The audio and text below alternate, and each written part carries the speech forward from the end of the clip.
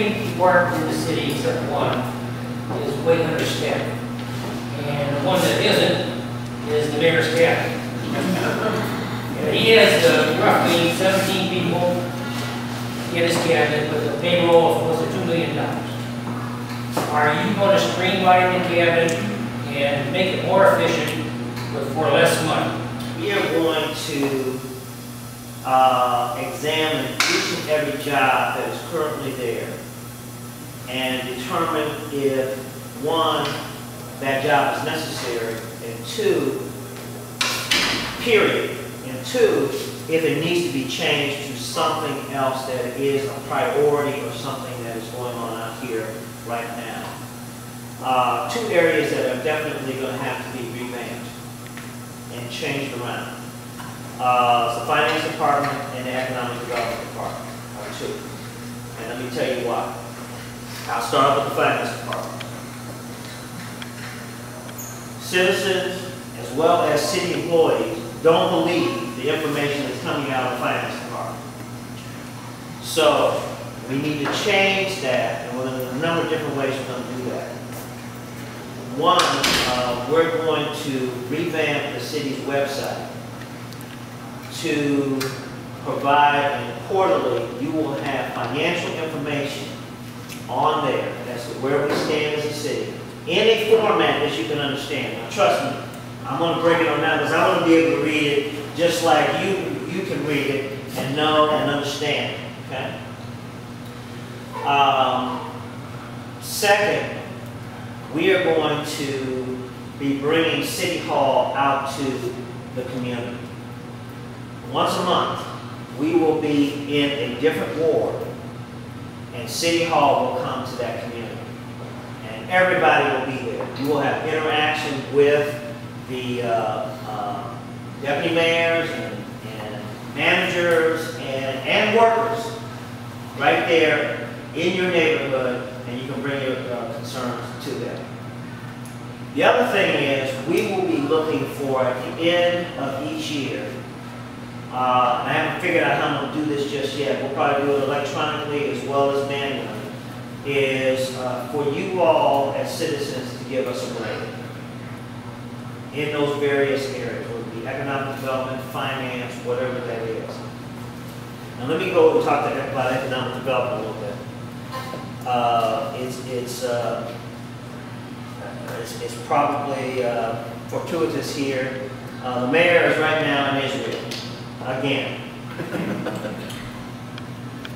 You will not see me jet setting around the planet. If I'm going somewhere, that'll be sign a deal, grab that person by the hand, and bring them back here with some jobs. Okay? Now, the economic development people, we're going to be doing kind of focusing, and this is where we may have two positions. I want somebody that is totally dedicated, and a team that's totally dedicated, working with current businesses that are here in Akron and helping them grow. That's where your job creation comes from.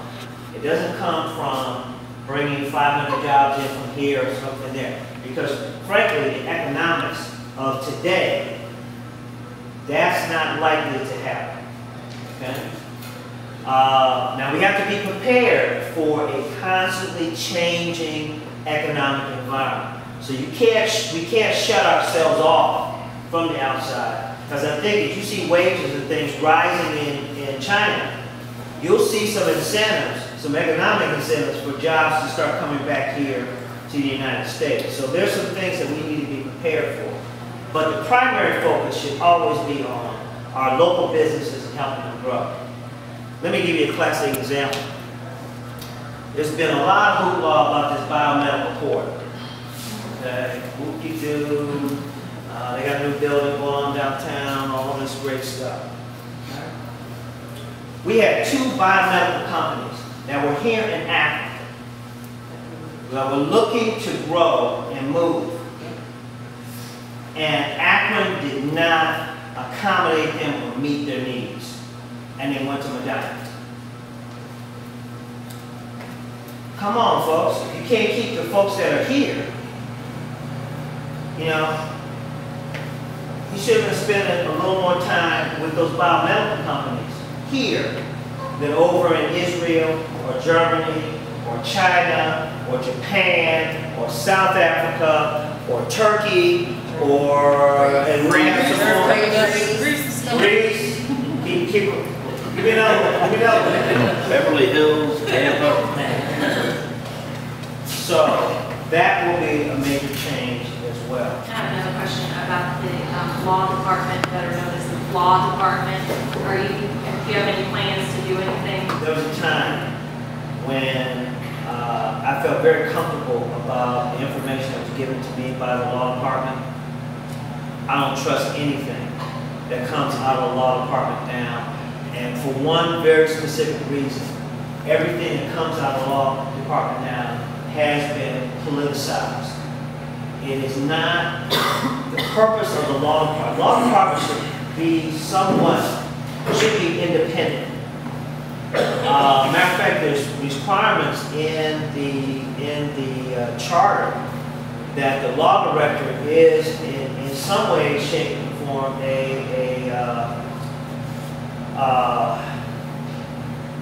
watchdog in certain respects on other aspects of the campaign finance laws. The person that is responsible for correcting or chastising or issuing findings that someone's in violation is the law director. You will see an independent person in the law director's position. The city administration is in paralysis. Everyone's scared to say anything. You know, the emperor has no clothes, and everyone's scared to say anything. And there are some that have adopted the same philosophy of you push me down on the playground in first grade, and I will never ever forget it. And that's the kind of some have adopted that same kind of philosophy. I will always talk to people. I may not agree with a person, but I will always talk to them. First of all, it's a requirement. I am a public official. I belong to them just as much as I belong to everybody else. And there should be no one that I can just summarily dismiss. And it's important. I found in life, blessings come from strange places, strange folks, at strange times. And sometimes you will have a jewel of wisdom that will come from somebody that you would never expect it to come from.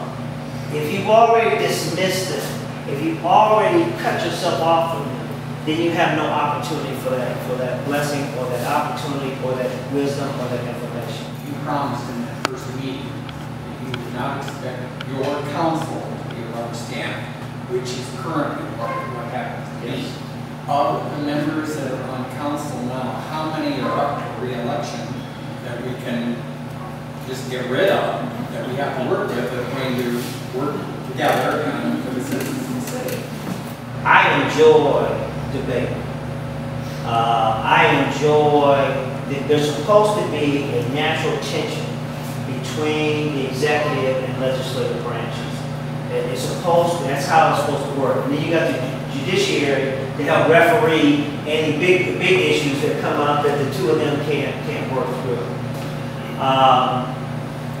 One of my former colleagues is sitting in the back of the room, Mary Ellen McAvoy. Now, Mary Ellen is a pistol and a half. And I enjoy both working with her as a council member, but I really enjoyed her thought process and what she brought to the table. Her uniqueness is what is valuable, and bringing that to the table. A bunch of sameness or people not expressing their opinions is detrimental to the citizens as a whole. Almost everybody that I've worked with had the citizens' interest at heart. And I can work with anybody. We can disagree every day of the week. As long as we have that similarity, we're working on behalf of citizens, we're good to go. There have been a couple that did not work in the citizens' best interest. And we were in conflict constantly as we went through those periods of time. And the citizens found out about it pretty quick, which is why I will never be supportive of changing the terms for ward council people from 2 years to 4 years. And the citizens have rejected that. It's been put up, Mr. Somerville's put it up 3 times, I think, and it's been rejected each time. I think it's important that the ward council people are engaged, and if they're not doing what they need to do, can be removed in a 2-year period. Now, I remember one council member, I don't remember what it was we were talking about, or discussing, but he had his position. When I sat down with him, I'm like, hey, tell me, what do you think on this? I want to know your rationale. I'm interested. And he said, well, it's just good government. I said, well, no. I mean, I want to know your thought process, how you got to that position, and what logic did you use? Because, I might be missing out on something. I might be wrong on this. I want to hear. He just kept saying, it's just good government. Well, that's not good enough for me. I want to hear the rationale of people, and we need that debate to take place in council.